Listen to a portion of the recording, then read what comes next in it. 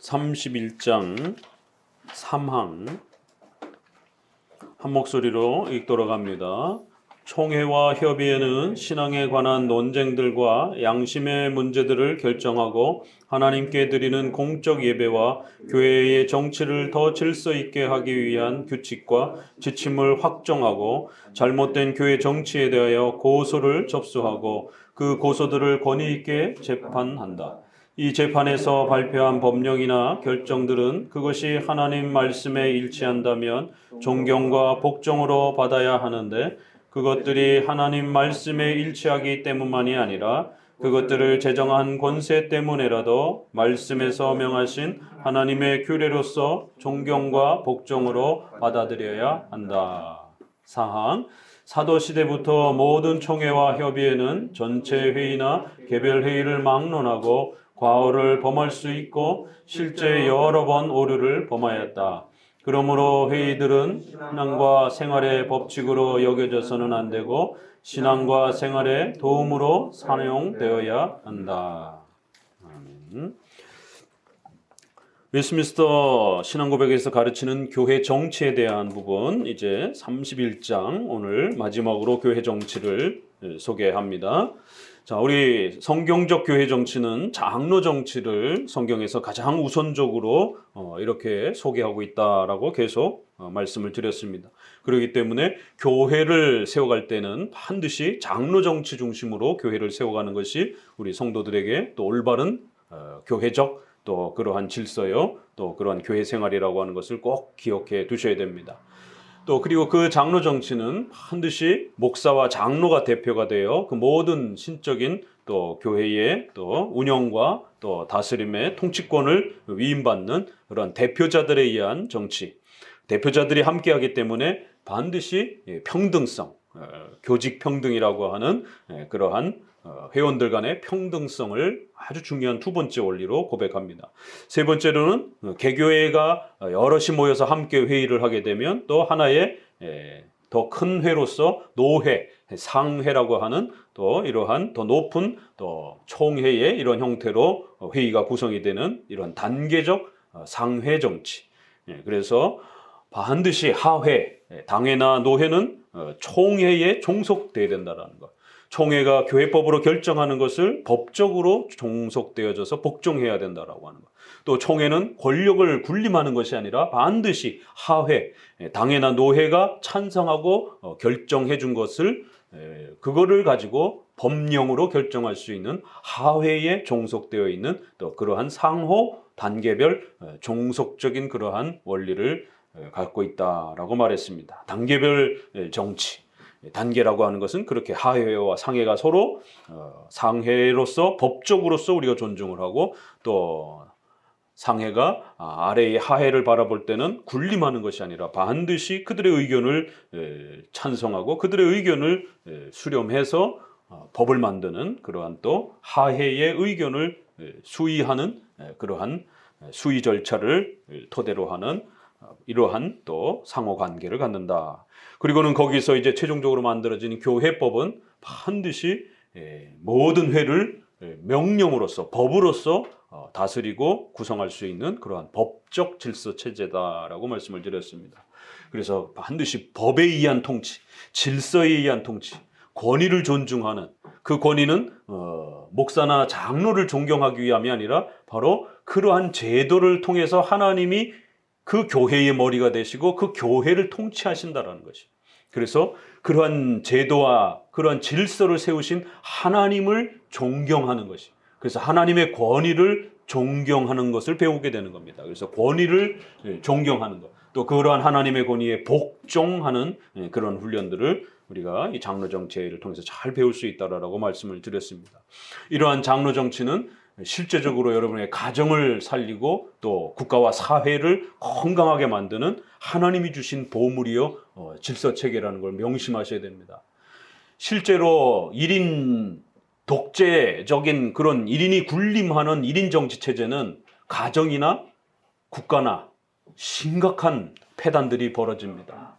우리가 국가 사회 속에서는 지난 수천 년 동안의 왕정 정치가 왕의 마음에 안 든다라고 해서 사람들을 아무런 기준도 없이 사람들을 그냥 막 죽이고 이러한 남의 시민들의 재산을 빼앗고 이런 거를 마음대로 할 수 있는 왕정 체제가 얼마나 무서운 것인지, 또 군사 정부라든가 이런 걸 통해서 그런 군사 정부의 이러한 독단적인 독재가 얼마나 무서운 것인지를 말할 자유도 없고 언론 출판 모든 이러한 모임의 자유도 잃고 이렇게 노예처럼 살아가는 이러한 1인 지배의 그런 독점적 권력의 독점 사회가 얼마나 무서운 것인지를 인류 사회는 경험을 했습니다. 가정에서도 남편이 가부장적인 이러한 형태로 그 가정을 독재적으로 이렇게 통치한다고 생각해 보세요. 우리 이제 남성들은 황혼 이혼 당하지 않으려면 아주 조심하게 사셔야 됩니다. 최근에 코로나 때문도 황혼 이혼율이 굉장히 높아졌어요. 젊은이들은 조금 낮아졌는데 최근에 이런 결혼 추세 이런 형태에 대해서 보고서가 이렇게 계속 뉴스에서 나오는데 최근에 이혼 부분에서도 50대 이상의 황혼 이혼이 훨씬 더 비율이 높다라고 발표가 되더라고요. 오히려 젊은 사람들은 이렇게 시댁에 안 가고 막 이러니까 이혼율이 좀 줄었는데 이게 참 아이러니죠. 젊은 사람들은 좀 이혼율이 줄었는데 나이 든 사람들은 더 이상은 참고 못 산다. 이제 이런 경향이 강해지면서 여성 쪽에서 이혼을 요청하는 이런 비율이 굉장히 높아졌습니다. 너무 지나친 그런 가부장적인 이러한 우리 유교 문화의 이러한 그 세계관, 그거를 무너뜨릴 수 있는 것이 우리 기독교적인 이러한 장로 정치의 이러한 질서 체계에 의한 그런 가정관을 수립할 때에 그 가정이 정말 멋있게 세워져 갈 수 있습니다. 또 회중 정치를 한번 생각해 보세요. 회중 정치는 말 그대로 독점적인 자유를 주장하는 거예요. 누구도 타치하지 말라라는 거예요. 남의 교회가 내 교회를 타치하지 말라라는 거예요. 남이 내 신앙을 타치하지 말라라는 거예요. 절대적인 자유를, 개인적인 자유를 가지고 신앙생활을 하겠다라는 것이.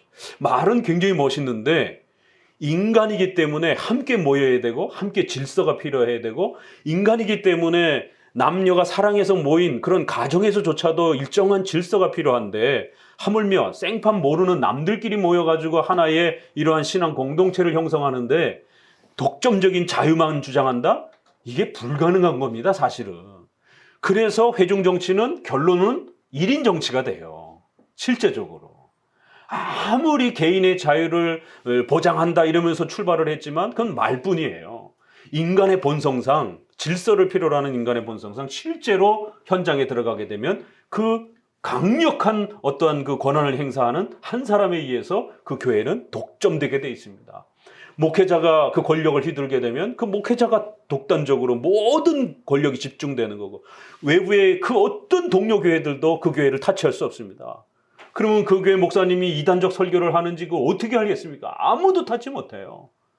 그 교회에 또 장로님이 그 교회를 재정을 세워가지고 교회를 세웠어요. 그러면 장로님이 그 교회는 주인입니다. 그 독점적 권한을 함부로 못 건드립니다, 이게.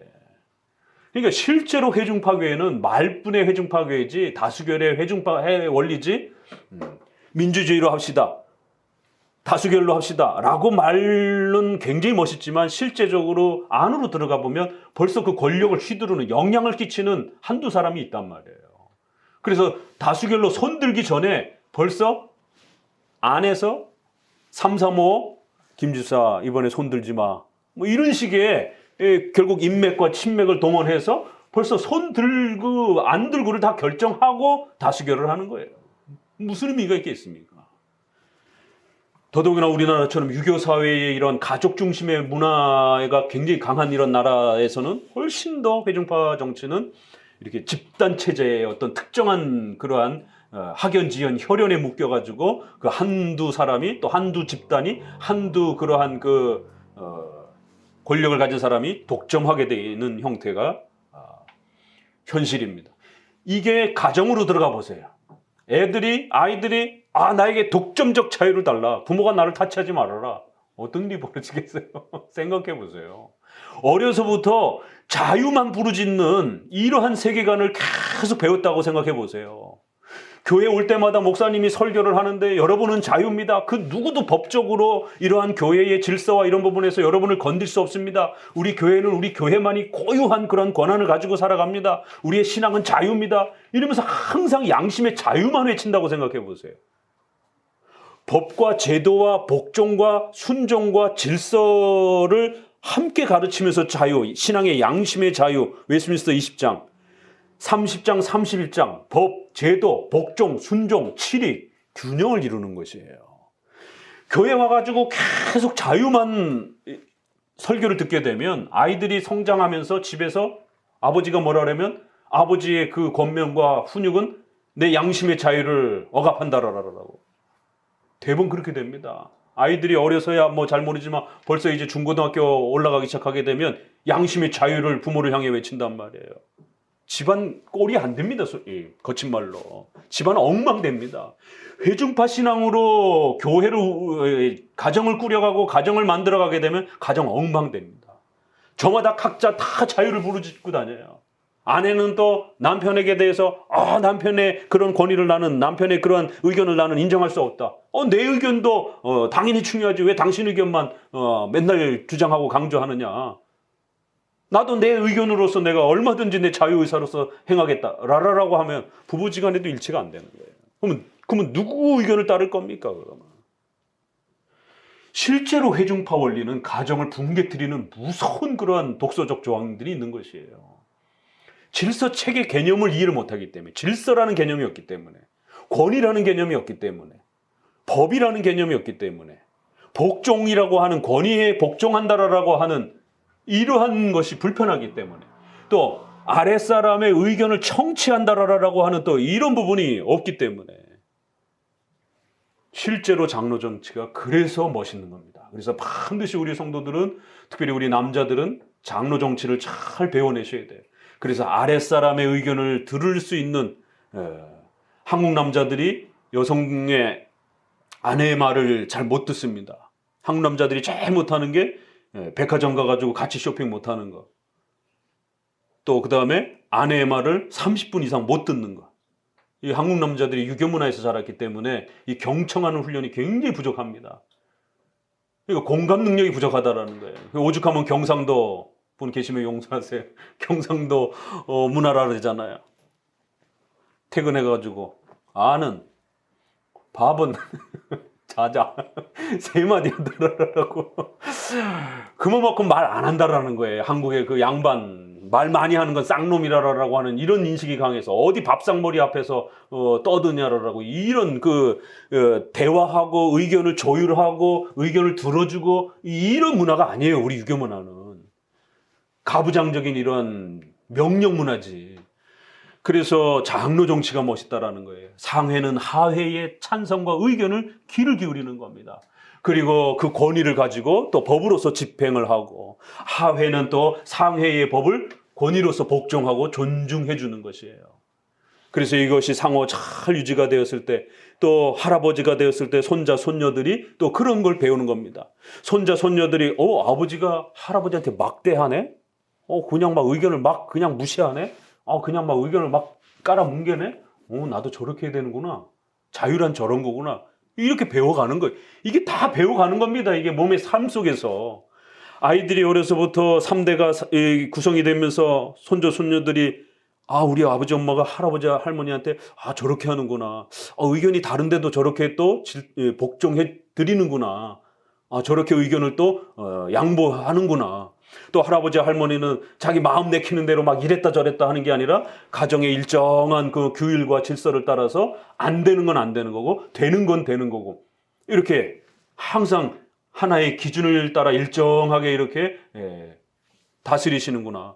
그럼 이 법에는 아버지도 꼼짝 못하고 그럼 나도 꼼짝 못하게 지켜야 되는구나. 이게 법의 그 가정의 그런 규율과 질서에 순종하려고 하는 게 자연적으로 이렇게 몸에 배는 것이. 이건 앉혀놓고 가르친다고 해서 되는 문제가 아니라 가정 전체의 삶을 통해서 그렇게 녹아지는 겁니다.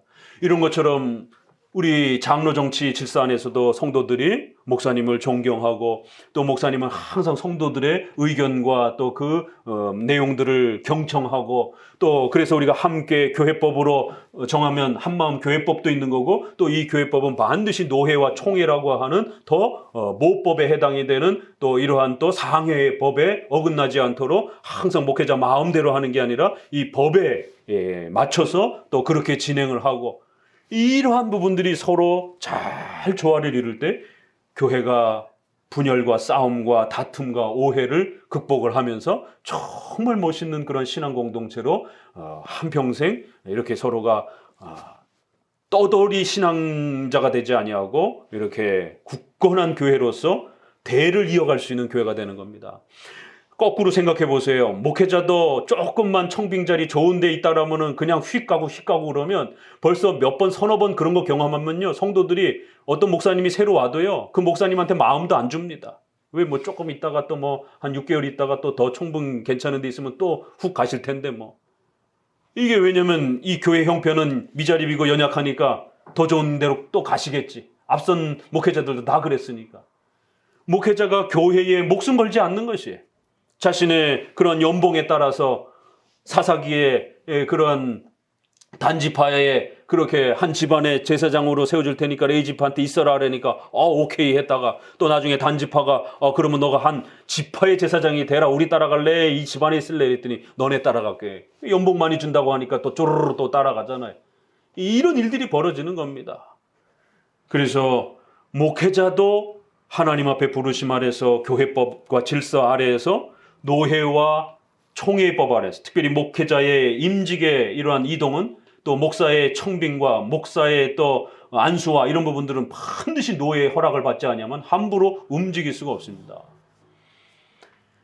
그렇기 때문에 성도들도 안정감이 있는 거고 또 성도들도 역시 마찬가지로 법과 질서에 따라서 신앙생활을 해야지 목회자와 또 어떤 교인들 간의 트러블과 이런 부분들 때문에 교회를 너무 쉽게 옮겨버리고 이렇게 되면 평생 떠돌이 신자가 됩니다. 정말 교회가 위기에 빠져서 교회가 심각한 문제가 발생이 됐다라면 떠날 자유가 있고 신앙의 양심의 자유를 따라 진리를 찾아갈 자유가 있습니다. 그러나 그렇지 않은 경우에는 성도들이 함부로 또 고린도 교회처럼 뭔가 의견이 다르다라고 의견이 틀리다라고 이렇게 해서 충돌이 일어나는 이런 이유 때문에 교회를 함부로 떠나고 이러는 것들은 굉장히 위험합니다. 더더구나 우리 개혁교회 성도들은 더더욱 조심해야 됩니다. 늘 제가 당부드렸지만 일반 교회는 무지해서 문제가 되고 일반 교회는 공부 안 해요. 성경 공부 안 해요.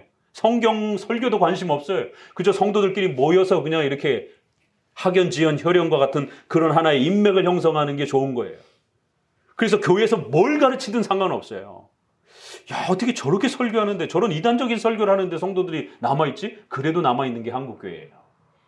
그래서 일반 복음주의 교회는 무지해서 문제예요. 맹종맹시. 그런데 개혁교회는 너무 극단적으로 많이 알아서 문제가 돼요.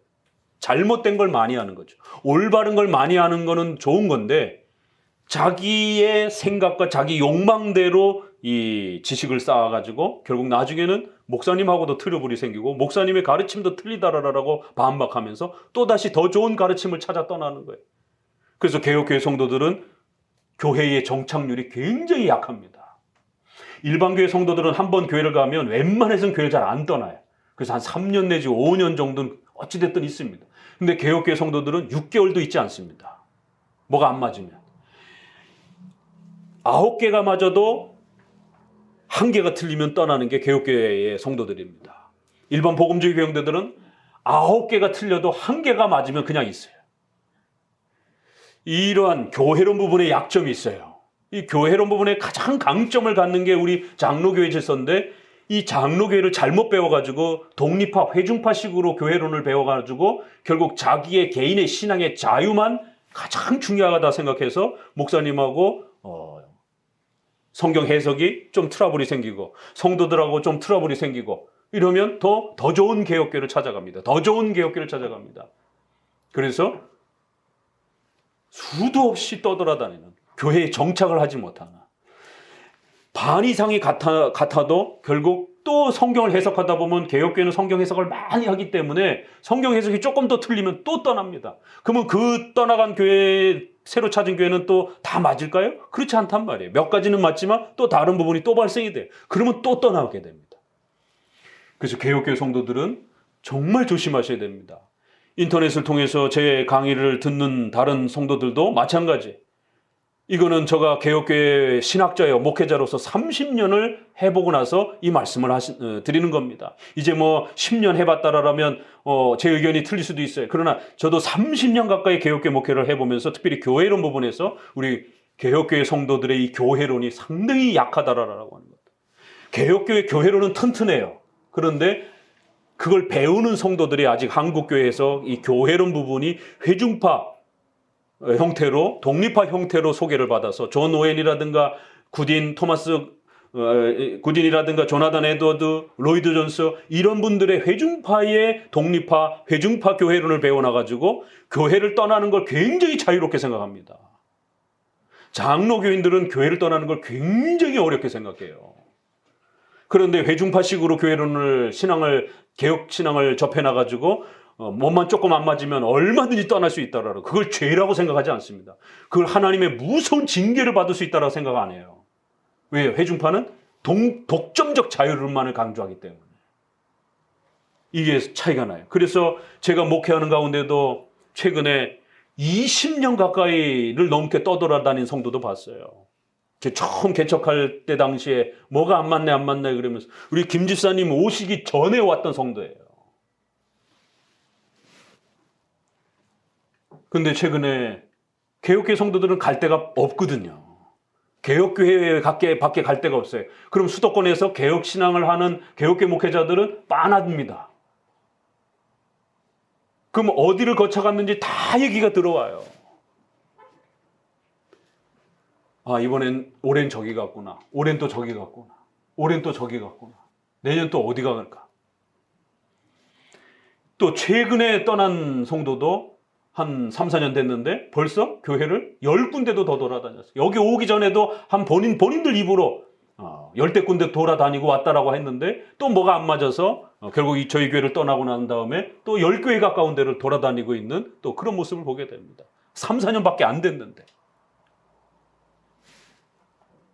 오늘 사항을 통해서 장로교회가 법으로서 정했을 때 그 법이란 복종의 의무가 있는 거예요. 그래서 그 법에는 목사님도 복종을 해야 되고 성도들도 복종하는 거예요. 그래서 이제 오늘 교회법에 대한 이 부분이 웨스트민스터 신앙고백의 아주 중요한 부분으로 소개가 됩니다. 그래서 장로교회는 목사님 개인의 마음대로 성도들도 자기 마음대로 이렇게 신앙생활을 하거나 교회를 운영하는 게 아니라 반드시 모두가 합의한 그 법에 의해서 그리고 그 법은 반드시 성경에 기초한 그런 법. 그래서 하나님의 말씀에 입각한 법에 복종하면서 그 법은 신적 권위를 가지면서 이렇게 교회 생활을 해야 된다는 거예요. 목회자도 왜 좋은 교회에 가고 싶은 마음이 없겠습니까? 늘 예전 성도들한테는 얘기했지만 저에게 딱 2번의 기회가 있었다라고. 한 번은 저희 노예에서 시작하자마자 한 30명 되는 그런 전세인가 한 2천만 원 있고 성도들도 한 30, 40명 되고 사례배도 어느 정도 나오고 이런 교회를 처음에 강수사 때 이렇게 목사가 되는 과정에 추천받았어요. 남들은 가고 싶어서 개척을 하면서 가고 싶은 다 자리인데 어떻게 저를 귀하게 보셔갖고 저에게 추천을 했어요. 근데 저는 가정에서 한 분을 모시고 교회를 하고 있었어요. 가정에서. 그분을 포기하고 저 서울로 옮겨가야 되는데 이게 가는 게 맞는가? 성경적으로 목회자가 이렇게 가는 게 맞는가? 교회법적으로 이렇게 더 많은 교회가 있다고 해서 거기를 가는 게 맞는 것인가? 그 어린 나이에 고민을 하면서 이걸 어떻게 해야 되는가? 그런데 그 어린 나이에도 이거는 양심적으로 한 영혼이 천하보다 귀하다 맨날 그렇게 떠들어 놓고 더 좋은 조건 있다고 하니까 훅 떠난다는 게 저의 양심에 그 한 분을 포기할 수가 없었어요. 그래서 거절하고 그냥 그 한 분을 모시고 목회를 성남 구시가지에 있을 때 했습니다. 그런데 그분도 신앙이 약해가지고 오다 말다 그러다가 결국에 나중에는 안 나오셨어요. 그럼 하필이면 차라리 그러면은 미리 안 나오시든가. 그러면 자유롭게 저도 떠날 수 있을 텐데. 그때는 또 조건이 들어왔을 때는, 기회가 들어왔을 때는 열심히 또 교회를 나오고 계셨거든요. 근데 다 정리가 되고 나니까 몇 개월 있다가 안 나오기 시작하시는 거예요. 그때 내가 잘못 판단했는가, 갔어야 되는 거 아닌가. 두 번째는 박사학위를 끝마치면서 돌아올 때에 합동 측에 역사신학 우리 유명한 합동 측의 김의한 박사님께서 저기 수아의 제자로 두고 싶다라고 그러면서 양재동 쪽에 한 300명 되는 교회를 이렇게 소개시켜 주시면서, 양재동이면 강남 벨트잖아요. 평균적으로 이러한 성도들의 수준과 직업이라든가 이러한 부분들이 일반 이런 중소도시의 1000명 이상 정도의 그러한 영향력을 가질 수 있는 그런 강남의 교회인데, 그때 저만 바라보고 있는 여기 김 목사님과 몇 분이 딱 3분, 4분 정도가 저를 바라보면서 목사님이 가나 이렇게 저렇게 쳐다보는 그 눈을 외면할 수가 없었어요. 이거 어떻게 해야 되는가? 이거는 양심의 이러한 부분에 있어서도 또 옳지 않다라고 판단해서 포기하고 지난 30년 동안 저도 이 자리를 그냥 지키고 있는 것이. 성도도 이 자리를 지켜주는 것도 감사한 거고, 저도 이 자리를 지켜가는 게 또 감사한 것이, 서로. 하나님의 법에 우리가 그렇게 서로 묶여 있는 것이에요. 물론 목회자가 이렇게 이동해 갈 수 있는 또 조건이 있습니다. 그러나 그건 교회법에 또 맞아야 되는 것이에요. 조건이 더 좋다라고 하는 이런 목적 때문에 옮겨가는 건 옳지 않은 것입니다. 성도가 더 좋은 조건 때문에 뭐 이런 기준이 옳지 않은 것처럼 목회자도 역시 그건 옳지 않은 것이. 자, 이렇게 함께 교회법 아래에서 우리가 신앙생활을 할 때 안심이 되는 겁니다. 우리가 서로가 버리지 아니하고 우리 자자손손 대대로 이어서 그렇게 계속 교회를 함께 신앙생활한다라는 게 얼마나 멋있는 것인지. 그래서 우리 미국이라든가 우리 한국교회도 마찬가지. 미국도 다 장로교회들은 다 자자손손 3대, 4대가 신앙생활하는 거 늘상 자유로웠어요. 근데 지금은 본인의 생애 동안에도 20개, 100개 뭐 이렇게 교회를 옮겨 다니면서 신앙생활 한다라면 이건 그의 교회론에 심각한 문제가 있는 겁니다. 자, 그래서 웨스트민스터 사망 사항을 통해서는 교회법을 중심으로 해서 교회는 운영해야 된다라고 하는, 또 그리고 그 교회법은 신적인 권위로서 하나님의 말씀에 기초하면 신적인 권위와 제도로서의 위탁된 권위를 부여받는다라고 하는 이 신적 제도로서의 교회법, 우리가 계속 설명했죠. 유스 디비눔이라고 하는 이러한 Light of Divine, 그래서 신적인 권위, 뭐 이렇게도 표현되고, 라틴어로는 Ius Divinum, 이렇게 해서 책 이름을 그냥 그렇게 해놔가지고 성도들도 상식적으로 Ius Divinum이라는 책은 바로 신적인 권위, 바로 교회 제도를 이렇게 인간이 모여서 회의해서 법으로 만든 거를 하나님의 뜻으로, 하나님이 정해주신 하나님의 명령으로 받을 것이냐, 아니면 회중파처럼 그거 그냥 인간의 의견이지, 의견이 있기 때문에 내가 들을지 말지는 내가 판단하는 거야, 이런 식의 컨퍼런스, 그냥 회의라고 얘기를 하는 것이지 신적인 명령, 권위라고 말하지 않습니다. 장로 제도만이 그건 하나님이 이 땅에 교회를 운영하는 방식으로서 성경을 주시고, 그리고 그 성경을 구체적으로 적용할 때는 반드시 이렇게 대표자들이 모여서, 그건 한 개인에게 준 것도 아니고 성도들 전체에게 준 것도 아니고 반드시 대표자들이 모여서 그 법을 만들고, 그 법을 만들면 모든 교회에 하나님의 법으로서 권한을 갖게 된다는 것이, 이게 장로 정치의 교회법적 원리라는 겁니다. 자, 그래서 총회와 협의회는 신앙에 관한 논쟁. 그럼 교회의 회의는 교회법은 뭘 결정한다고요? 신앙에 관한 이런 논쟁. 왜냐하면 성경 해석을 해야 하기 때문에 그렇습니다. 끊임없이 성경 해석을 또 많이 하기 때문에 성경 해석을 하다 보면 다양한 논쟁들이 벌어질 수 있단 말이에요. 여러분, 이번에 그리스도의 순종에 대한 능동순종과 수동순종과 관련해서 저희 카페도 제가 이렇게 올려놓고 그 세미나도 올려놨죠. 저도 어제 이승호 교수님하고 우병우 교수님이라든가 또 권 교수님이 웨스트민스터를 연구해서 이렇게 발표하는 걸 저도 들어봤는데, 그게 우리 개혁파 입장의 보수적인 그러한 그리스도의 순종에 대한 그런 입장을 잘 정리해 주셨습니다.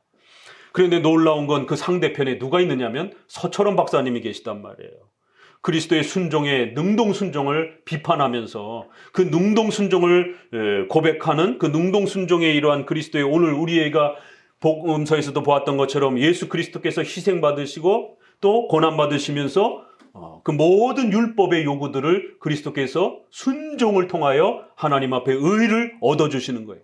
근데 그 의를 얻는 순종을 죽기까지 순종하셨다라고 했을 때 요거를 조금 더 우리가 신학자들은 그 순종이 어떤 성격이냐라고 했을 때 그리스도께서 자원에서 적극적으로 그 죽음으로 나아가는 그런 행동들을 능동적이다, 자원함의 순종이다 이렇게 표현하고 또 성부 하나님의 이 관점에서 보게 되면 아들을 십자가에 못 박아 죽이시는 그렇기 때문에 예수님께서 이렇게 수동적으로 그 아버지의 뜻을 받드는 이런 모습이 겹쳐 있단 말이에요. 그래서 능동적인 면과 수동적인 면 전체 자원하면서도 또 아버지의 뜻에 복종하면서도 이렇게 순종하셔서 그 모든 율법의 요구들을 완성하셔서 그 의로움을 마치 우리가 율법에 모두 순종한 것처럼 그 하나님 앞에 완벽한 그 의로움을 우리에게 얻어주셨다라고 하는 이 칭의에 있어서 의에 대한 성격을 이야기할 때 그리스도의 순종을 어떻게 표현할 것이냐.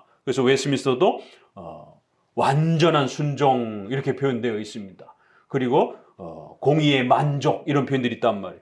그런데 이거를 웨스민스터의 이 완전한 순종이 지나치게 능동적 순종 그런 느낌이 난다 그러면서 능동적 순종을 비난하고 비판하는 이 서철원 박사님 입장에서 웨스민스터를 아주 심각하게 공격했고 그 제자 중에 좀 지나치고 극단적인 또 어떤 분이 웨스민스터 이 부분 아주 이단적이다라고까지 이렇게 이야기를 하고 또 서 박사님 스스로도 웨스민스터의 7장 언약론, 19장 율법론 이런 부분에 율법에 대한 이런 부분은 그리스도의 순종에 대한 이런 웨스민스터는 아주 잘못된 것이다라고. 자 보세요.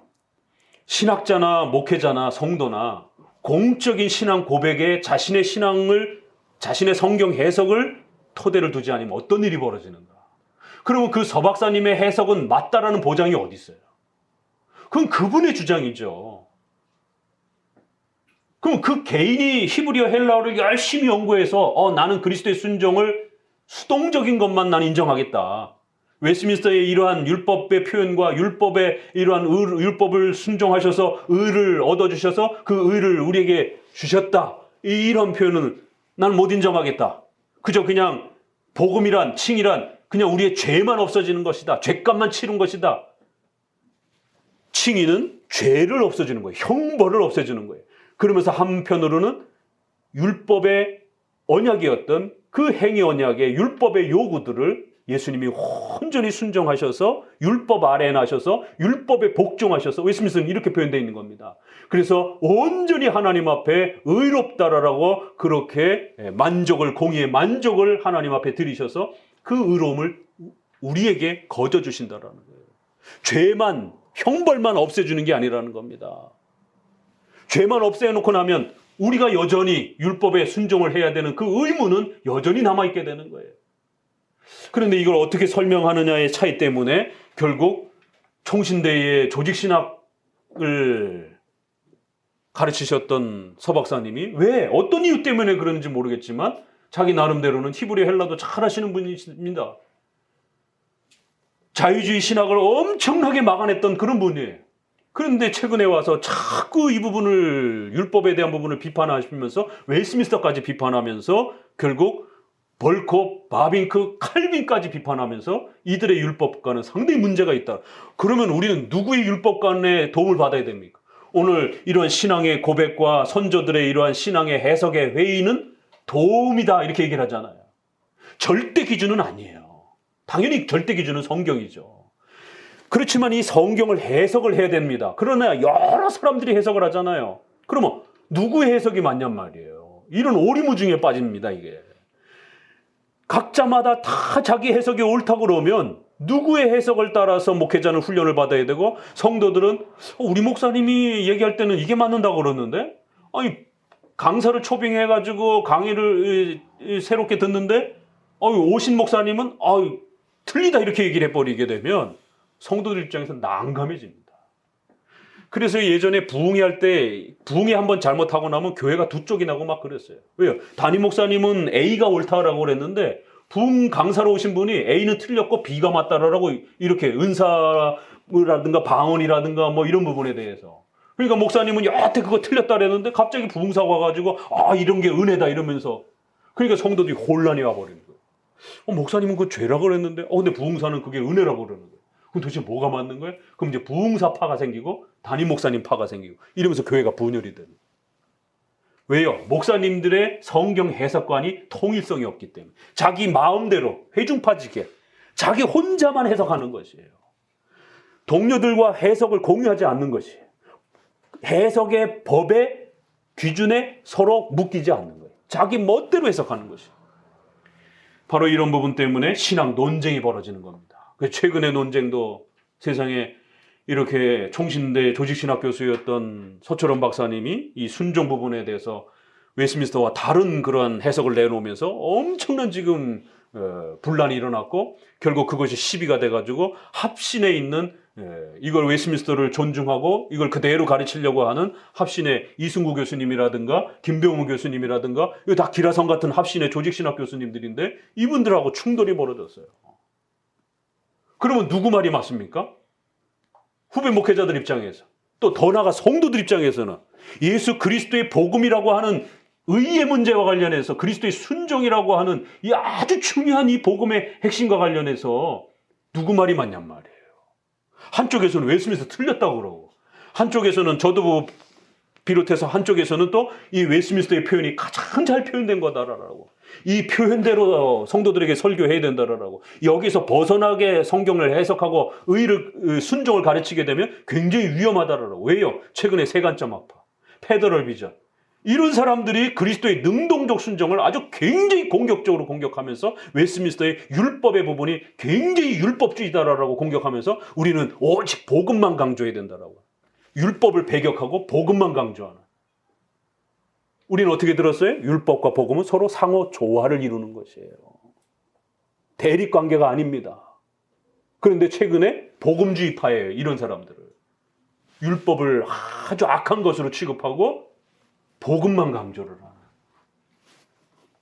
그래서 로마서 7장에서는 율법이 악하냐? 이런 질문까지 아주 대놓고 하잖아요. 물론 율법은 정죄하는 기능이 있었기 때문에 불신자들에게는 아주 무서운 거예요. 그러나 우리 신자들에게는 더 이상 율법은 정죄하는 기능은 없어졌어요. 그럼에도 불구하고 성경의 십계명과 율법의 이런 많은 부분들은 하나님의 삶의 규범으로서 하나님의 뜻을 배워가는 하나님의 계시로서 소중한 원리.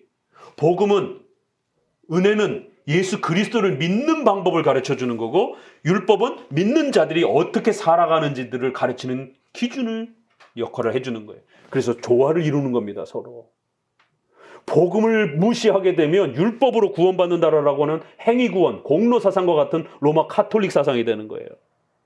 은혜만 강조를 하게 되면 구원파라든가 이런 수많은 이 이단들처럼 신비주의자처럼 그저 자기의 신앙과 또 자기의 체험만 강조를 하면서 율법의 십계명의 이러한 규범들을 무시하는 구원파도 그렇게 주장합니다. 구원파도 율법 무시해요. 복음만 강조하고. 그럼 과연 이러한 최근에 이 순종과 관련된 이러한 능동적 그리스도의 순종을 부정하는 이분들의 이러한 입장은 어디에 속한 건가 도대체? 최근에 세간점, 페더럴 비전, 구원파 이런 사람들이 늘 율법을 공격하면서 했던 말이 복음만 중요하고 그렇기 때문에 율법에 이러한 순종했다 이런 부분들은 교회에서 가르치면 안 된다라고 하면서 십계명 무시하고 십계명 교회에서 못 가르치게 하고 이런 방법들이 똑같단 말이에요.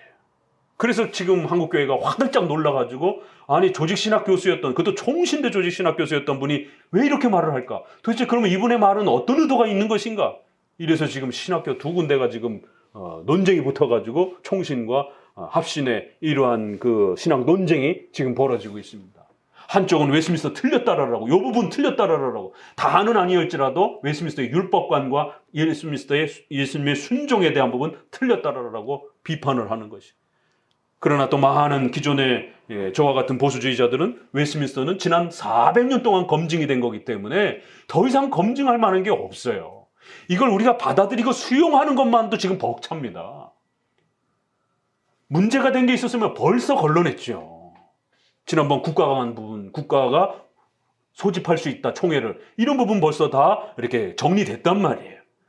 그리고 그 나머지 부분들은 여전히 성경적인 가르침으로서 충분히 100%다 받아들여도 안전한 것으로 지난 400년 동안 그렇게 교회가 배워온 걸 이제와 틀렸다 그러면 이분 대단한 거죠. 새롭게 발견한 거니까. 그러나 이분이 틀리면 이분이 문제가 심각해질 수도 있는 거예요.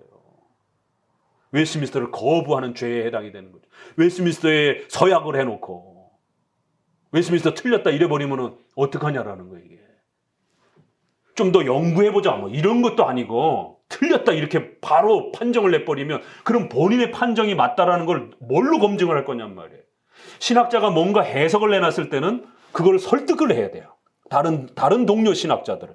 그래서 그런 신학자들이 이거 정말 그럴듯하다. 이 해석이 정말 멋있다. 이러면 노회에 알려야 돼요. 그래서 노회의 수많은 목사님들을 설득을 해야 돼요. 그 목사님들이 들어보고 이거 정말 우리가 못 봤던 해석인데 자, 그럼 우리가 이 해석으로 웨스트민스터 수정하자. 교회법을 바꿔달라고 하자. 손들어 보십시오. 이 해석이 더 훌륭하다라고 생각하는지. 그런데 반 이상이 안 돼요. 그럼 그 해석 통과가 안 되는 겁니다. 아무리 잘 해석했더라 할지라도 동료들의 동의를 못 얻어내면 그 해석은 가치가 없는 거예요. 법적인 권한이 없는 거예요. 그런데 반 이상이 넘어갔어요. 그러면 많은 목회자들이 그렇게 생각한다라는 거예요. 그러면 총회에다가 올려서 제시를 하는 거예요. 그러면 또 수많은 노예의 목사님들이 같이 또 연구해 보는 거예요. 야, 이 해석 정말 멋있다. 손 들어보세요. 이 해석이 맞다고 생각하면 우리가 이렇게 고쳐봅시다. 그런데 반도 안 돼요. 그럼 그 해석은 의미가 없는 거예요. 법안이 올라갔다가 국회 법안처럼 반 이상 또 이런 중요한 법들은 3분의 1을 얻지 못하면 자동 폐기가 됩니다. 그럼 그냥 그건 그 개인의 해석일 뿐인 거예요. 법적인 권한 아무것도 없어요. 이게 바로 장로교회의 법이라는 겁니다. 이래서 동료를 설득해야 되고 노회를 설득해야 되고 총회를 설득해서 모든 목사님들의 많은 대다수가 그렇게 해석을 하고 그렇게 동의를 해야 돼. 그러면 하나님께서 그 많은 목회자들의 마음속에 성령의 인도하심을 통해서 성경을 그렇게 볼 수 있도록 내적 조명을 이루어 주신 것입니다. 그러면 좋은 해석이 또 하나 나오는 거예요. 그래야 공신력이 있는 겁니다. 한 개인이 혼자 해석했다라고 해서 이게 내 해석이 절대적으로 맞아. 이러면 독립화가 되는 겁니다.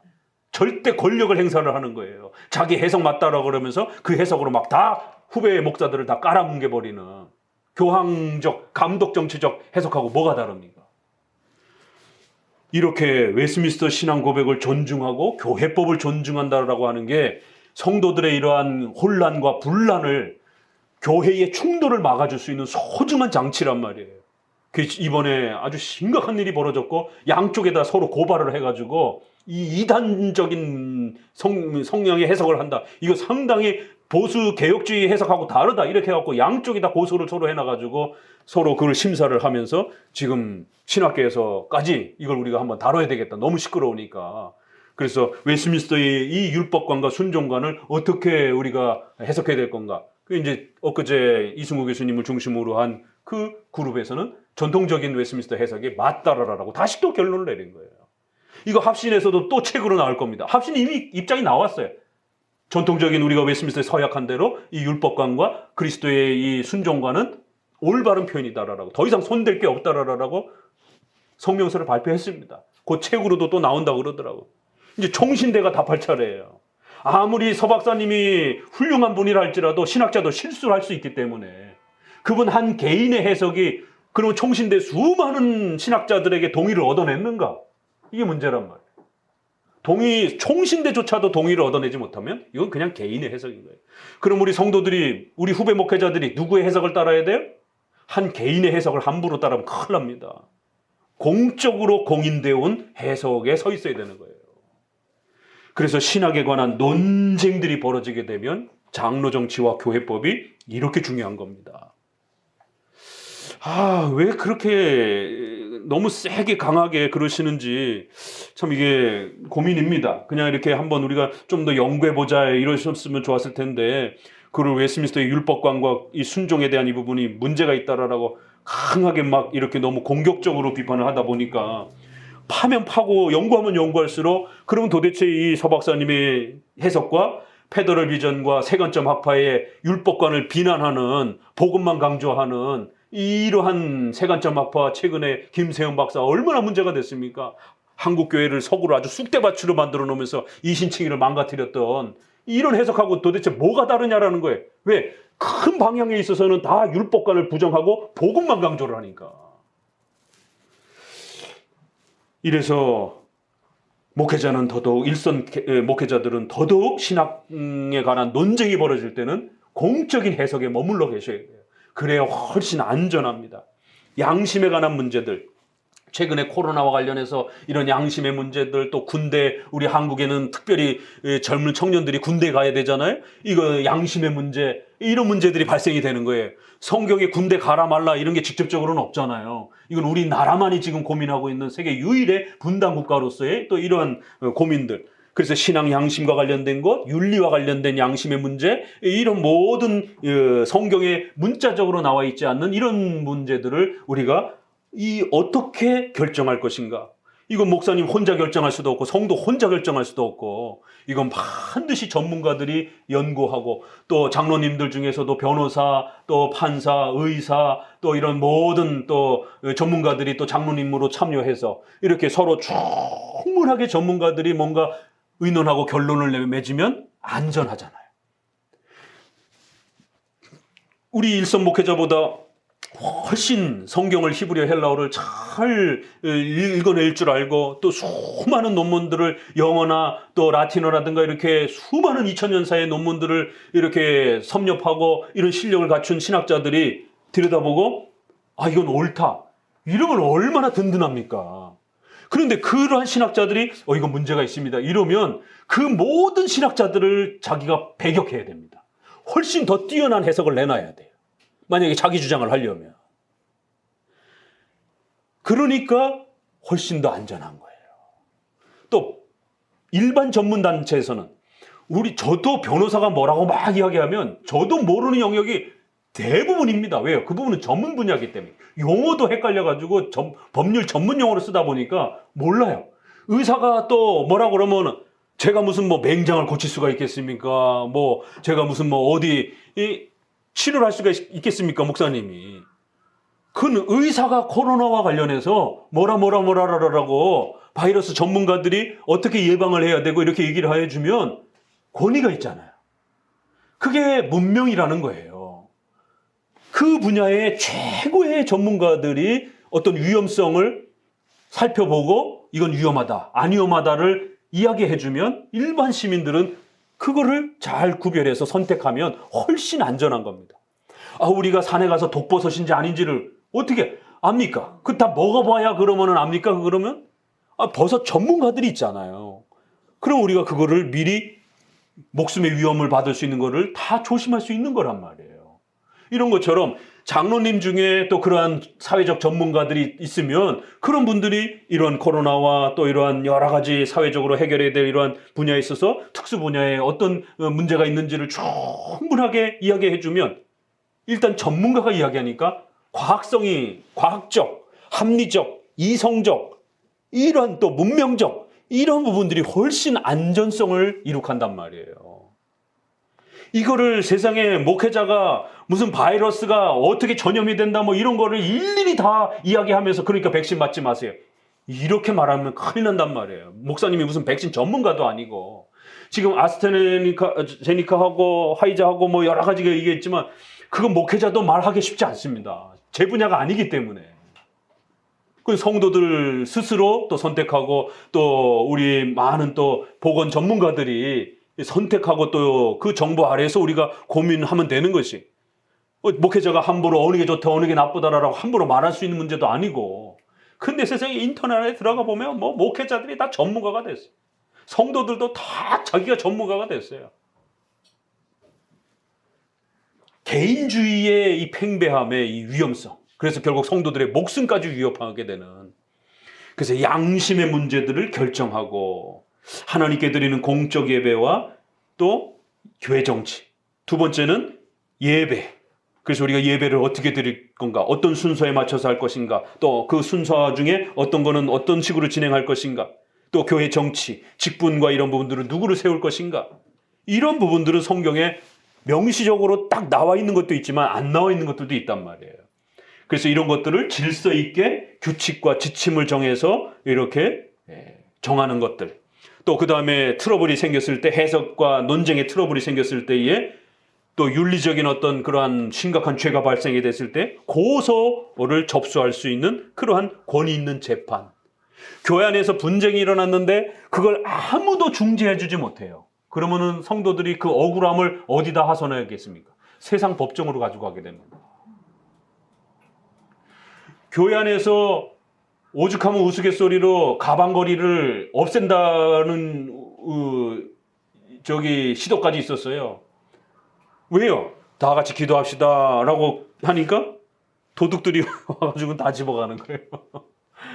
소매치기 하기 가장 좋은 곳이 어디라고요? 교회예요. 이런 농담이 들 정도로, 그래서 다 교인들이 눈 감고 기도하면 그 사이에 가방거리라든가 지갑 같은 거 이런 거 다 이렇게 훔쳐가는. 그런데 또 교인 중에 또 그런 또 훔쳐가는 일이 벌어졌어요. 발각이 됐어요.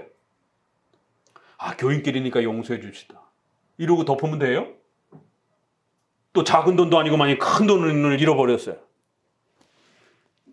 이런 고소, 억울한, 교회 안에서 어떤 억울한 일이 발생이 되어졌을 때 이거를 중재하고 이거를 해결해 주는 기관이 없게 되면 교회 안에 분쟁이 심각해집니다. 사회적 분쟁도 마찬가지지만 교회적 분쟁도 해결 못하게 되면 그 공동체가 파괴가 됩니다. 그래서 반드시 이러한 불미스러운 이러한 일들이 발생이 됐을 때 이런 고소 절차들을 교회에 권위 있는 그러한 하나의 단체가, 권위 있는 기구가 있지 아니하면 절대로 성도들이 그거를 신뢰하지도 않고 세상 법정에다가 고발을 해가지고 해결받으려고 하는. 그렇게 되면 결국 교회의 모든 문제를 국가가 그 치리권을 독점하는 일이 벌어지게 된다는 것이죠. 그럼 국가가 감나라 콩나라 교회를 지배하는 일이 벌어지게 된단 말이에요. 그러니까 그거를 고소 절차를 취급을 안 할 수도 없고 또 그걸 국가에다가 맡길 수도 없고 이런 난감함이 벌어지게 되는 거예요. 그래서 장로회는 바로 그런 권위 있는 그 재판과 이 행위를 교회에 위탁된 권위를 가지고 있는 바로 총회와 노회와 당회에 맡기고, 그래서 그들이 권위 있게 재판하도록 이렇게 하나님이 질서를 세우셨다는 거예요. 그래서 이 재판에서 발표한 법령, 결정, 이 단어들을 보세요. 규칙과 지침을 마련을 하고 권위 있게 재판을 하고, 그리고 나서는 그렇게 만들어진 건 법이라는 거예요. 해도 되고 안 해도 되고 아니라 법령, 결정들은 그것이 하나님의 말씀에 일치하게 되면 절대적으로 복종해야 된다는 거예요. 존경과 복종으로 받아야 됩니다. 물론 비성경적인 결정은 우리가 얼마든지 저항할 수 있는 또 자유도 있어요. 그러나 그 저항도 질서를 따라서 또 이렇게 절차를 따라 저항하는 겁니다. 그렇지만 또 그것이 성경적 원리 안에서 만들어진 법이면 반드시 두 가지, 존경도 해야 돼요. 복종도 해야 되지만 그 결정을 여러분이 사랑하고 그 결정을 정말 즐거워하고 기뻐하면서 또 여러분의 삶 속에 실천하려고 그렇게 또 애쓰셔야 되는 거예요. 존경심, 한쪽은 두려움, 두 개가 같이 들어와야 된다는 거예요. 교회법이란 적어도 그런 겁니다. 술, 담배가 교회법으로 금지가 됐어요. 복종, 얼마나 힘듭니까? 그래도 우리 남자 성도들은 존경하셔야 돼요. 최근에는 술, 담배가 사회적으로도 금지시켜가고 있잖아요. 사회적으로도 보니까 너무 이 피해가 많아서. 우리 남자 크리스찬들은, 교회 다니는 남자 크리스찬들은 얼마나 좋습니까? 왜? 우린 이미 벌써 그런 부분들이 다 이렇게 술, 담배 문제는 많이 이렇게 극복하고 있기 때문에 이미 술, 담배를 하는 사람들 이제 회사에서 그거 페널티 준다 해가지고 그 담배 끊으려고 그러고 술 끊으려고 그러고 2차, 3차 문화에 가서 술 안 먹으려고 굉장히 불편하잖아요. 그런데 우리 크리스찬 남자 성도들은 이미 벌써 교회 안에서 그게 오래도록 훈련됐기 때문에 우리 크리스찬들은 이 문제 가지고 사회에서 전혀 이렇게 불편함이 없어요. 근데 기존에 사회 생활했던 사람들, 부장님들, 과장님들 막 이 꼰대 소리 들으면서 이게 술 잡고 요구하고 막 여자 직원들이 있는 데서 막 담배 피고 그러면은 얼마나 곤욕스럽습니까? 근데도 또 이게 중독성이 있다 보니까 이게 자기도 모르게 담배를 피우게 되고 이 사회생활하는데 아주 힘겨운 이런 사회가 뒤바뀌었어요. 우리 크리스찬들에게는 훨씬 그런 부분들이 이득이 됩니다. 이미 벌써 우리는 그 부분에 대해서 이렇게 규칙으로 정해놨기 때문에 이러한 모든 부분들에 대해서 사랑하는 거죠. 실제로도 그 법이 우리 남자 성도들에게 굉장히 또 이로움을 주잖아요. 이렇게. 그래서 교회법이란 이렇게 두려움도 주지만 또 그 교회법이 실제로 우리 실생활에 삶에 아주 유익된다라고 하는 신뢰감이 있으셔야 되는 거예요. 여자 목사를 우리는 주지 않습니다. 두려워해야 되는 거예요. 그런데 여성도들이 왜 장로교회는 여자 목사 안 주느냐고 이거를 불편해하고 막 이러면 이게 존경이 안 되는 거예요. 그런데 실제적으로 여기 우리 부부도 계시지만 만약에 우리 유자매님이 은혜 받아가지고 목사가 됐어요. 남편은 집사예요. 이거 한번 생각을 해보세요. 어떤 일이 벌어질 것인가. 실제로 이런 경우도 많습니다. 어떤 교회는 목사님도 남자 목사님, 여자 목사님 이렇게 두 분 다 같이 목사님을 하시는 경우도 있고 어떤 경우는 남자분은 장로님, 여자분은 목사님, 남자분은 집사님, 여자분은 목사님 이러면은 목사님이 교회 질서상으로는 더 위니까 어이 집사님 그거 그렇게 하면 돼? 하지 마. 남편이 네 이런 일이 벌어진단 말이에요. 이게 쉽지 않은 문제입니다. 이게 부부 사이의 관계의 모습도 이상해지고 교회로서도 이상해지고 엉망이 되는 거예요. 이게 질서가. 왜요? 또 성경에서는 5계명의 이러한 또 질서가 남편에게 권위를 가질 수 있는 또 이런 또 질서가 있는데 그러면 남편으로서의 권위가 우선인지 목사로서의 권위가 우선인지 이게 집안에서 막 충돌이 된단 말이에요. 그래서 실제로도 교회가 여자 목사를 주지 않는 이러한 질서들을 그걸 부당하고 인권으로서 불편하다가 아니라 훨씬 그게 우리의 가정생활과 또 우리의 삶 전반에 있어서 여성들의 사역을 존중하고 또 여성들의 위치를 또 사랑하고 존경하는 우리 장로교회의 또 훌륭한 실제적 질서에 존경스럽고 또 실제적 유익이 되는 면들이 있습니다. 이렇게 교회법이란 존경과 사랑을 가져야 된다. 그런데 놀라운 건 두 번째, 그것뿐만 아니라 하나님이 그것들을 제정한 권세 때문이라도 말씀에서 명하신 하나님의 규례로서 존경해야 한다. 복종해야 한다. 마지막 두 문장은 굉장히 중요합니다.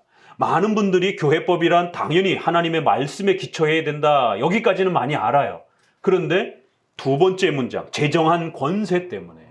그러니까 하나님은 우리에게 교회 질서를 주실 때 그 교회법이 하나님의 말씀에 맞아야 되는 건 당연한 겁니다. 거기에다가 하나 더 권위를 주셨다라는 거예요. 그러한 하나님의 말씀을 살피고 교회법으로 정하는 권세는 지도자들에게 있다라는 거예요. 당회에 있다라는 거예요. 성도들에게 있는 게 아니라는 거예요. 한 개인에게 준 게 아니라는 거예요. 반드시 하나님이 그것을 지도자들에게, 대표자들에게 하나님이 그 권위를 세워주셨다라는 거예요. 그래서 그 제도를 집행하는 그러한 신적 제도와 권위를 위탁받았다라는 거예요. 이게 바로 유스 디비눔이에요. 그런 신적인 권한을 위탁받은 그러한 권위도 굉장히 소중하고 높은 거라는 겁니다. 그래서 교회법은 이처럼 성경에 맞게 결정한 그러한 원칙도 중요하고 또 그러한 거를 결정하도록 권위를 위탁해 준 그러한 그들의 회의와 또 그 대표자들의 그러한 권위 있는 행동과 또 모임의 결정의 이러한 질서들이 편의상 모인 게 아니라 하나님이 세워주신 그런 권위의 위탁을 받아서 그렇게 하나님의 명령을 잘 헤아려서 법으로 만드는 거기 때문에 우리 성도들은 존경과 복종으로서 그렇게 받들어야 된다. 이렇게 말하고 있는 거죠. 자, 그러면 이렇게 사망은 교회법이라고 하는 게 얼마나 소중한 것인지를 거기에는 존경과 복종을 반드시 해야 된다라고 하는 법적인 이런 권위로서의 권한을 주는데 사항에서는 그러면서도 견제합니다. 그러나 이러한 총회와 협의회와 이런 모든 교회 제도에는 또 약점이 있다라는 거예요. 왜냐하면 인간이 모여서 하기 때문에. 그래서 하나님이 연약한 인간에게 그런 신적 권위를 위탁해서 주신 것입니다. 그래서 우리는 두 가지를 다 해야 된다는 거예요. 신적 권위를 존경할 줄도 알면서 또 연약한 인간들이, 실수할 수 있는 연약한 인간들이 모여서 회의를 하기 때문에 견제 장치가 있어야 된다는 거예요. 그래서 교회법이란 반드시 잘못 결정이 되면 반복해서 또 성경적으로 수정할 수 있는 그러한 권위이지, 성경처럼 절대적인 그런 권위처럼 그렇게 자리를 차지하게 되면 교조주의, 율법주의가 된다는 거예요. 그래서 교회 회의는 실수가 있을 수 있다는 걸 늘 인정하면서, 그렇기 때문에 3번에 걸쳐서 당회, 노회, 총회라고 하는 여러 번에 걸쳐서 이렇게 견제를 하면서 실수를 줄이도록 반복해서 이렇게 또 검증 절차를 거치라는 거예요. 그러면 그 실수를 훨씬 더 줄일 수 있다는 겁니다. 그래서 이렇게 절대로 회중파적인, 독립파적인, 단독적인 그런 해석과 결정으로 머무르면 안 되고, 연약한 인간이기 때문에 잘못 해석할 수 있고 목사님도 틀릴 수가 있는 거예요. 그래서 반드시 동료들을 통해서 검증을 받아야 되고, 더 큰 단체의 동료들, 더 큰 무리의 동료들에게 끊임없이 검증을 받는 이러한 상회 절차를 거치지 아니한다라면 반드시 독점의 이러한 독재의 이러한 권력의 남용에 빠져버리게 된다는 거예요.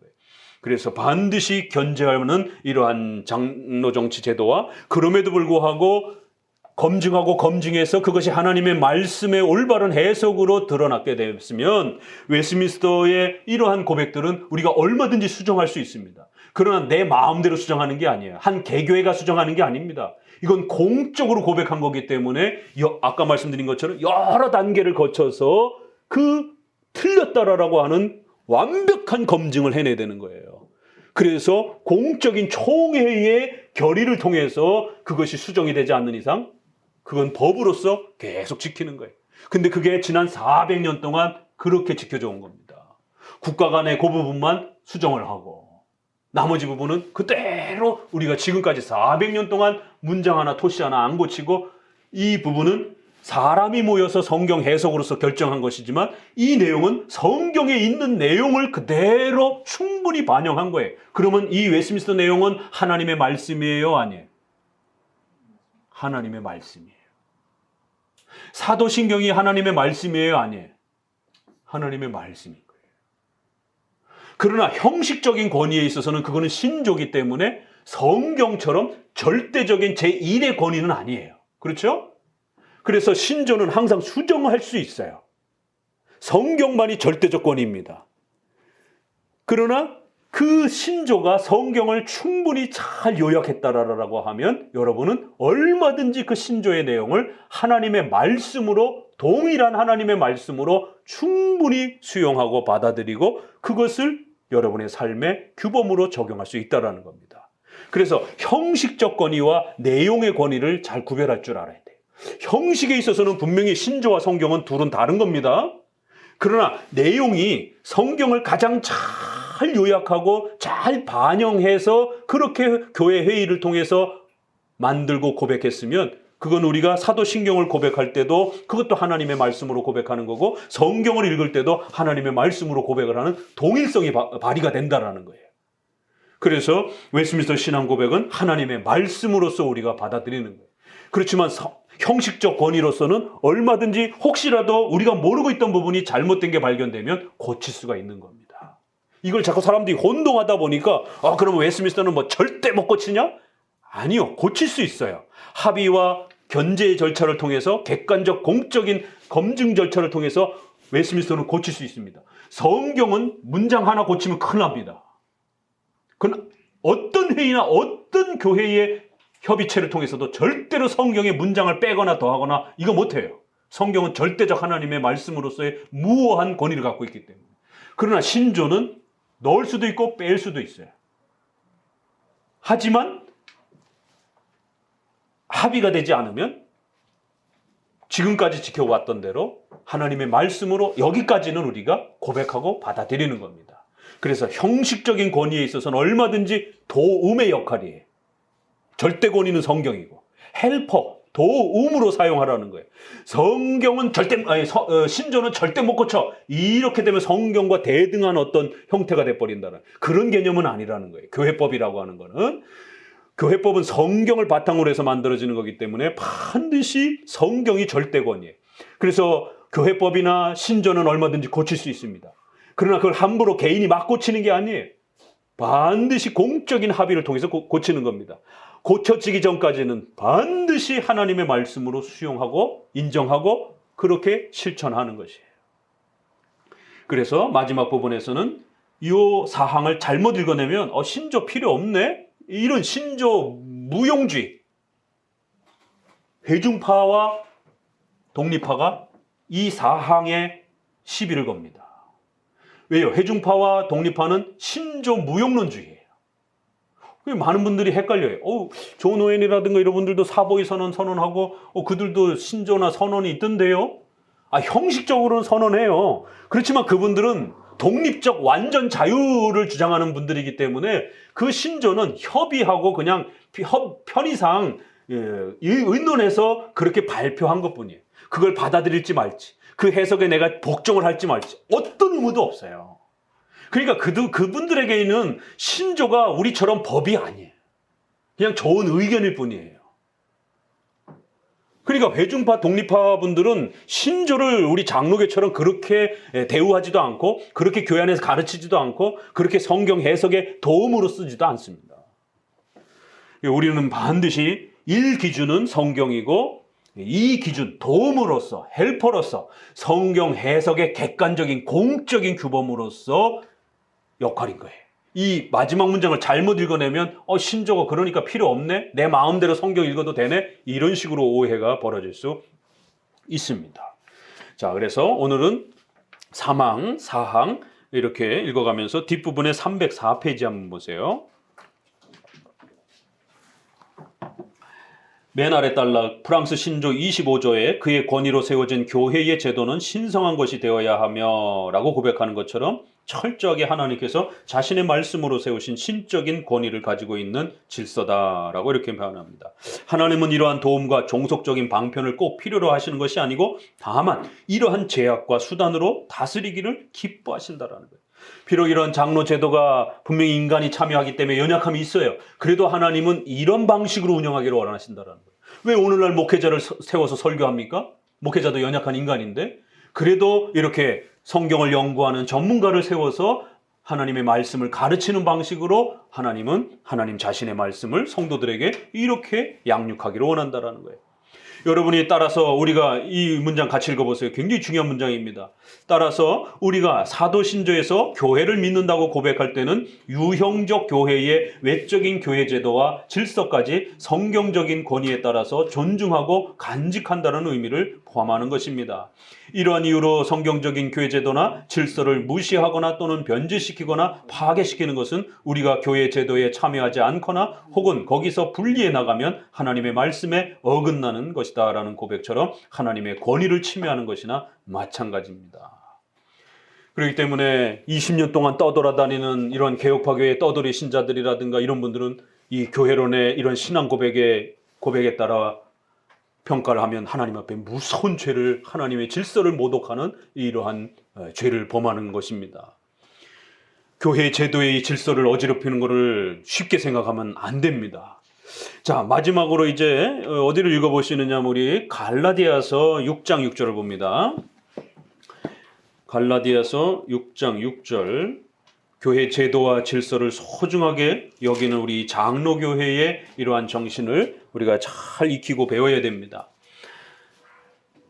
6장 6절을 읽어봅니다. 6장 6절 가르침을 받는 자는 말씀을 가르치는 자와 모든 좋은 것을 함께 하라. 그렇기 때문에 교회에 위탁된 신적인 제도로서의 교회 제도를 운영하고 다스리는 목사와 장로님들, 교회의 대표자들을 특별히 이렇게 목회의 사역에 전담하는 또 목사님들을 더욱 존경하고 또 그들이 모여서 회의로서 결정하는 이런 교회법들을 복종하고 존경하고 사랑하는 이러한 신앙의 장로교의 질서를 잘 배우셔야 된다는 거예요. 오늘날에는 나쁜 목사들이 너무 많다 보니까 완전히 목사 무용시대, 무용론 시대 살아가고 있습니다. 그냥 아무나 막 목사가 되는 또 목사를 무시하는 그런 시대에 우리가 살아가고 있습니다.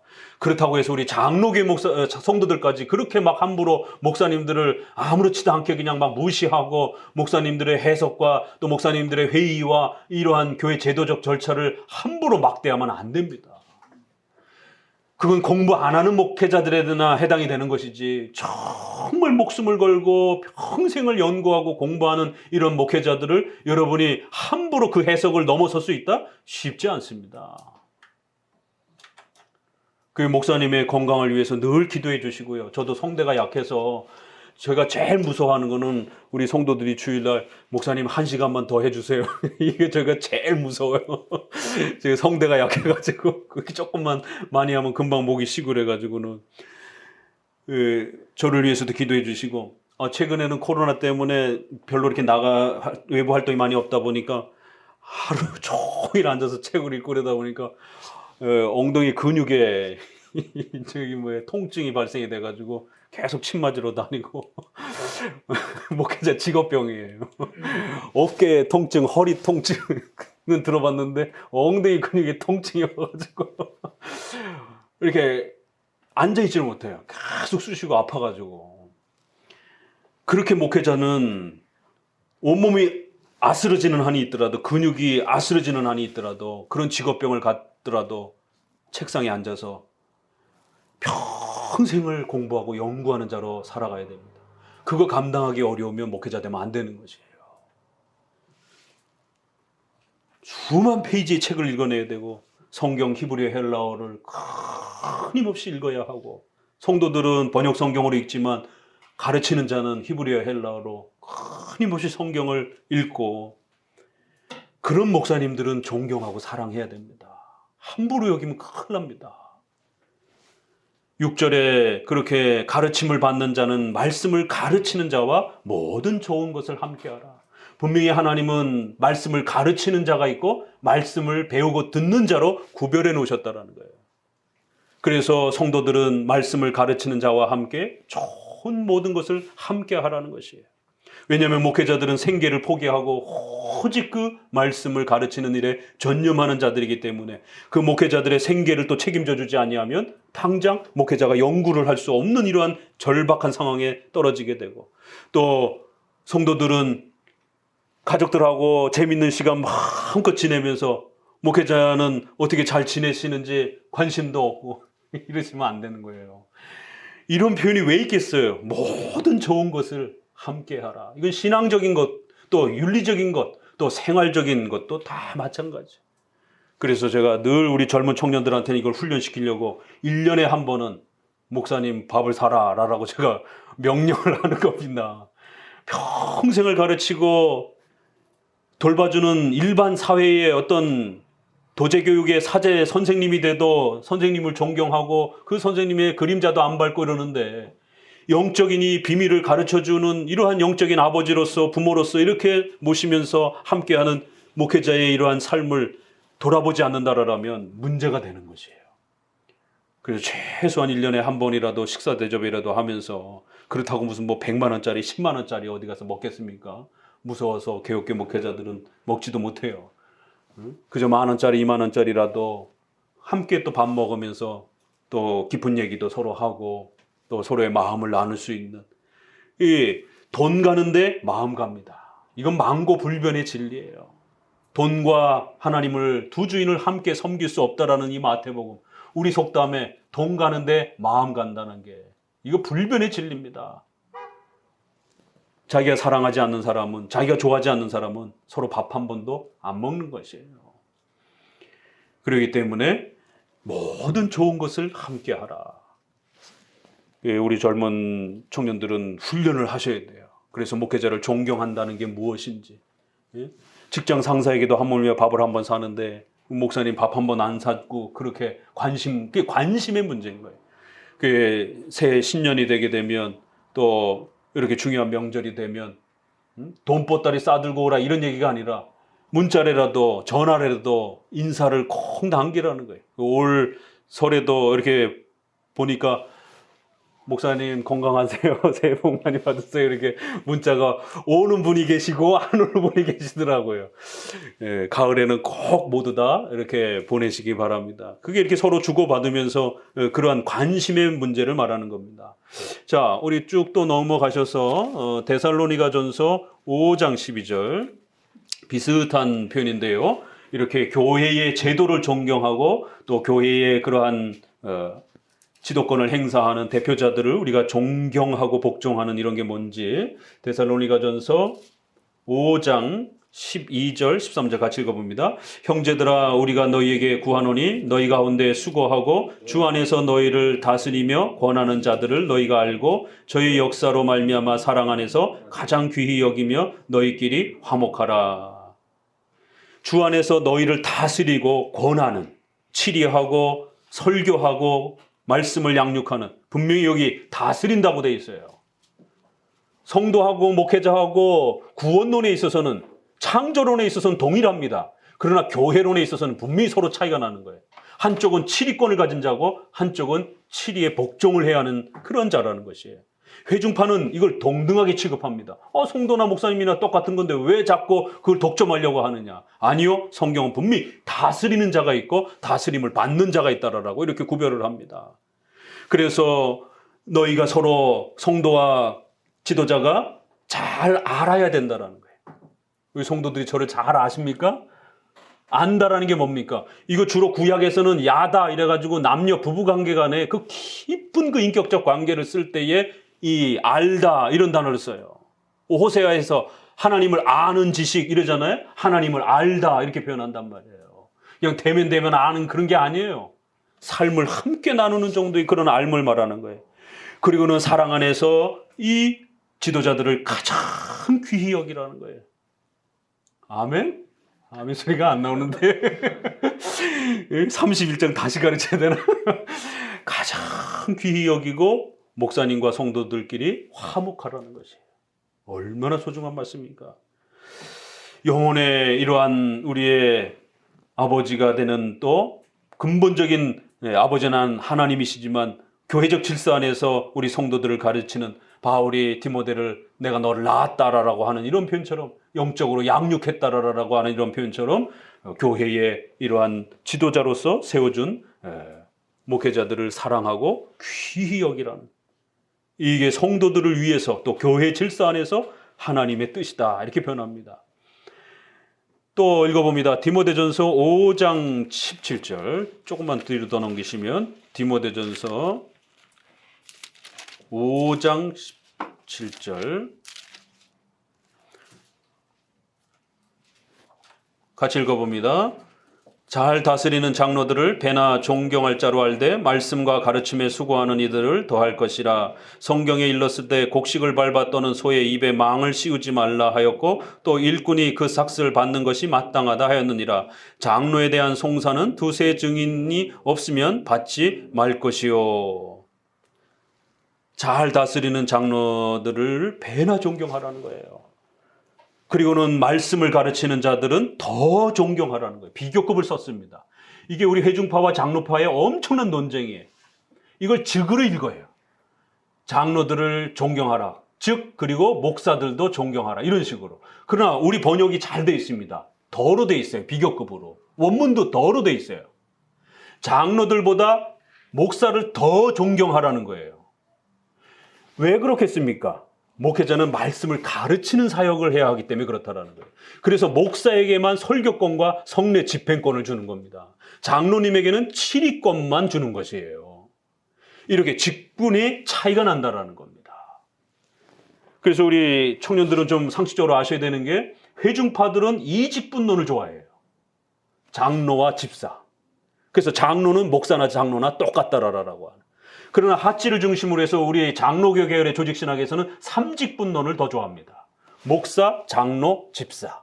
이걸 삼직분론이라 그래요. 그래서 목사가 직분론에 있어서 훨씬 더 큰 권위를 갖고 있다라고 하는. 더라고 하는 비교급을 써서 그런데 장로들 자체도 비교급이 있어요. 성도들하고 비교해서. 성도들보다 장로들을 더 존중하라는 거예요. 그리고는 목사들은 더 존중하라 이렇게 돼 있는 겁니다. 이 문장이. 목사들과 장로들이 잘나서가 아니에요. 교회 질서 때문에 그렇다라는 거예요. 또 목회자는 말씀을 가르치는 사역이 있기 때문에 목사님을 등한시하고 함부로 대하면 성경의 그 설교를 등한시하고 함부로 하는 것과 같이 맞물려 버립니다. 여러분, 목사님과 관계가 불편해지면 설교 못 듣습니다. 이게 교회 질서 때문에 그래요. 그래서 교회를 떠나는 결정적인 이유도 목사님하고 트러블이 생기면 그렇게 됩니다. 그럼 결국 설교가 안 들어오게 되는 거예요. 그래서 목회자를 존중해야 되는 이유는 바로 이러한 설교를 잘 듣는 이 관계를 교회 질서 안에서 유지하기 위함이라는 거예요. 그래서 18절에는 곡식을 떠는 소의 입에 망을 씌우지 말고 소가 열심히 일할 때 곡식을 먹을 수 있도록 도와주라고 하는 구약의 이 말씀을 끌어다가 목회자 사례비에다가 이렇게 연결을 합니다. 존경한다고 해놓고 목회자의 생활에 대해서 아무런 관심이 없고 섬김이 없으면 안 된다라는 거예요. 결국 그 존경이란 인격적인 모든 면과 또 생활적인 면이 함께 어우러지는 거라는 거예요. 그래서 반드시 그렇게 수고하는 자들에게 또 생활의 이러한 부분들을 교회가 감당할 수 있도록 도와주라는 거예요. 그리고 또 19절에 그들의 고소사건이 벌어지게 되면 일반 성도들 고소사건 취급하는 것처럼 같은 방식으로 다루면 안 된다라는 거예요. 아니 왜 목사들과 장로들의 고소사건은 성도들하고 똑같이 안 합니까? 회중파 올리면 똑같이 해야죠. 그러나 우리 장로교회 질서상에서는 장로들의 고소 조건은 훨씬 까다로워야 되고 재판도 훨씬 더 복잡해야 됩니다. 목사의 또 고소 조건은 그보다 더 복잡해야 되고요. 왜요? 직분의 차이 때문에 그런 거예요. 목사를 면직시킨다는 건 쉬운 일이 아니잖아요, 이게. 그렇기 때문에 함부로 고소도 받아도 안 되고 또 재판도 2중, 3중으로 훨씬 더 그 절차를 따라서 해야 되는 겁니다. 성도들의 권징이라든가 이런 것들은 개교회에서 목사님과 장로님이 간략하게 이렇게 해도 괜찮아요. 그러나 목사님과 장로님의 어떤 고소 절차가 진행이 된다라고 접수가 되게 되면 자칫 잘못하면 한 교회 전체가 붕괴가 될 수도 있는 일이 벌어지기 때문에 훨씬 신중하고 그렇게 집중 심리를 해야 된다라는 거예요. 이거 왜 뭐 장로와 목사가 뛰어나서 그런 게 아니라 교회 질서의 보존 때문에 그런 겁니다.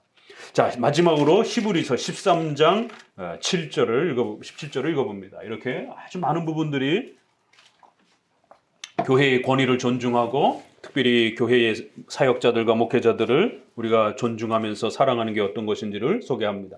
히브리서 13장 17절 같이 읽습니다. 너희를 인도하는 자들에게 순종하고 복종하라. 저희는 너희 영혼을 위하여 경성하기를 자기가 회개할 자인 것 같이 하느니라. 저희로 하여금 즐거움으로 이것을 하게 하고 근심으로 하게 말라. 그렇지 않으면 너희에게 유익이 없느니라. 여기서도 너희를 인도하는 자들에게 순종과 복종 이런 표현을 쓰고 있어요. 이게 가벼운 표현이 아니잖아요. 순종과 복종. 순종은 좀 더 즐겨하는 부분이라면 복종은 억지로라도 그 질서 아래서 또 법을 따라야 되는 이런 부분. 왜 이렇게 교회 지도자들을 존경해야 되느냐면 그들이 성도들의 영혼을 위하여 깨어 기도하면서 마치 자기가 잘못한 것처럼 하나님 앞에 성도들의 영혼을 돌보며 그렇게 희생하고 수고하는 자들이라는 거예요. 이거는 엄청난 수고가 뒤따르는 그런 일이라고 얘기합니다. 저도 어떨 때는 돌봄을 좀 받고 싶으면 받으면서 좀 살고 싶을 때가 있어요. 인간이기 때문에. 왜 나는 평생 돌보며 살아야 되는가? 지칠 때가 있어요. 그래서 목회자는 하나님 앞에서 끊임없이 말씀으로 스스로 무장하고 그 말씀으로 자기 자신을 채워넣지 않으면 나중엔 탈진이 옵니다. 아무도 돌봐주지 않고 아무도 관심 가져주지 않고 이러면 나중에 목회자가 탈진이 와요. 그럴 때 하나님의 말씀으로 채워넣지 못하면 결국 목회자 붕괴가 됩니다. 남을 이렇게 돌봐주며 산다는 게 이게 쉬운 일이 아니에요. 여러분은 저와 한 번 상담하지만 저는 일주일에 성도가 어떤 고민이 있으면 계속 전화가 오면 그 모든 상담을 들으면 일주일에 1시간씩만 들어도 10분만 돼도 10시간을 상담을 해야 돼요. 그러니까 교인 100명, 200명을 목회한다는 게 이게 쉬운 일이 아닙니다.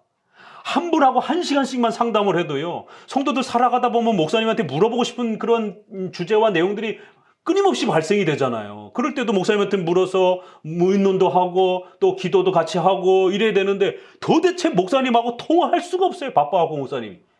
이러면 안 된다라는 거예요. 그러니까 1000명 이상을 목회한다는 거 이거 가계입니다. 가계. 회사 기업이 돼버리고. 한 영혼 그 걱정거리와 고민거리를 들어주고 상담하고 또 같이 어떻게 풀어가야 될지 또 집에 찾아가서 신방도 하고 또 개인적인 또 고민도 들어주고 이런 게 어디 쉬운 일입니까 이게? 그 개인에게는 한 번이지만 목회자에게는 그 한 번씩이 10명만 돼도 10번이고 100명이면 100번입니다 그게. 어마어마한 수고와 이 에너지를 필요로 하는 일들이에요 사실은. 그렇다고 또 그러한 성도들이 오래도록 남아있는 것도 아니고 또 중간중간에 뭐가 또 문제가 돼서 또 다 떠나가는 이런 일들도 끊임없이 비일비재하게 일어나고. 그러니까 이런 상처에 늘 이 훈련되어 있어야 되고 농사보다 더 힘든 게 목회의 일이에요. 농사는 한두 번 실패해도 어찌됐든 자기가 에너지를 쏟으면 거기에 거둬들이는 열매들이 있잖아요. 그러나 교회 사역이라고 하는 건 이게 과연 자리가 잡힐지 안 잡힐지 이 성도를 10년, 20년 가르쳐서 과연 이 성도가 오래도록 정착할지 10년 배운 성도도 또 훅 떠나가버리고 20년 배운 성도도 훅 떠나가버리고 이런 일들이 비일비재하게 일어나는 곳이 교회란 말이에요. 그래서 목회자들은 이 사람이 오고 가는 것에 대한 그 상처와 아픔들을 평생 지고 살면서 사람한테 한번 상처받고 이렇게 외로움을 당하고 괴로움을 당하고 이러면 그게 굉장히 오래 갑니다.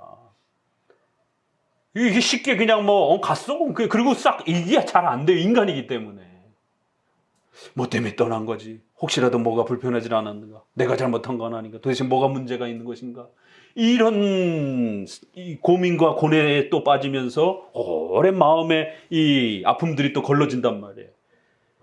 그래서 너희를 인도하는 그러한 자들을 소중하게 여기고 그들이 눈물을 흘리며 마치 하나님 앞에 그 성도들이 잘 되기를 바라고 경성 깨어서 그 성도들을 위해서 기도하고 염려하고 그 상담을 듣고 그 아픔들을 같이 나눠주고 이렇게 살아가는 자들을 함부로 대면 안 된다라는 거예요. 그들이 즐거움으로 이 일을 하게 하고 그들이 기뻐함으로 이 일을 하게 해야지 괴로움 속에서 그렇게 하게 한다면 성도들에게도 유익이 안 된다라는 거예요.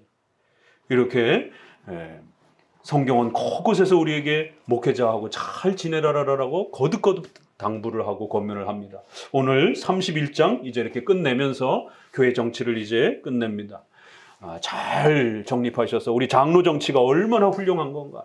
또 그리고 하나님의 섭리 속에서 이제 우리 성도들이 저와 또 함께 만났습니다. 우리 평생을 같이 가시고 정말 목회자가 신목사가 이단에 빠지지 않는 이상 지난 30년 동안 이 길을 걸어온 것처럼 같은 길을 걸어온 것처럼 앞으로 또 30년도 이 웨스트민스터에 입각해서 그렇게 갈 겁니다. 만약 제가 여기서 벗어난다라면 얼마든지 훌훌 자유롭게 양심의 자유를 가지고 올바른 신앙을 찾아서 떠나도 괜찮아요. 그러나 목사님이 웨스트민스터에 계속 머물러 있는 한 우리가 함께 평생도록 그렇게 또 그 다음 세대의 자녀들에게 이르기까지 그렇게 우리 함께 가도록 합시다. 기도합니다.